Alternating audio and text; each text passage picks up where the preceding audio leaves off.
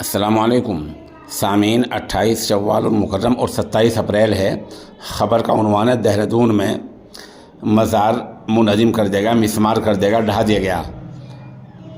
اتراکھنڈ کے دہرادون کے دون اسپتال احاطے میں واقع ایک مزار کو انتظامیہ نے گزشتہ روز دیر رات بلڈوزر سے دھوست کر دیا ہے، منہدم کر دیا، گرا دیا ہے۔ یہ کارروائی وزیر اعلیٰ پورٹل پر درج اس شکایت کے بعد کی گئی جس میں الزام لگایا گیا تھا کہ مزار غلط طریقے سے، غیر قانونی طریقے سے بنایا گیا ہے۔ وہیں مزار کے متولی محفوظ احمد نے بتایا کہ وقف بورڈ میں رجسٹرڈ ہے۔ کارروائی کے دوران بھاری پولیس بل تعینات رہا اور اسپتال روڈ کو پوری طرح سے سیل کر دیا گیا۔ گزشتہ روز مسلم سماج کے لوگوں نے اس کارروائی کی مخالفت کرتے ہوئے ڈی ایم کو میمورنڈم سونپا اور معاملے میں کارروائی کی مانگ کی ہے۔ غورطلب ہے کہ سپریم کورٹ نے وقف جائیدادوں کے تعلق سے جوں کی تو حالت بنائے رکھنے کا آدیش دے رکھا ہے۔ اس کے باوجود انتظامیہ نے مزار کو بلڈوزر سے گرا دیا ہے۔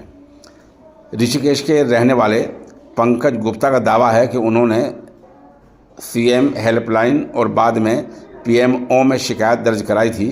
ان کا کہنا ہے کہ 4 سال پہلی شکایت کا حل کرتے ہوئے مزار گرا دیا گیا ہے۔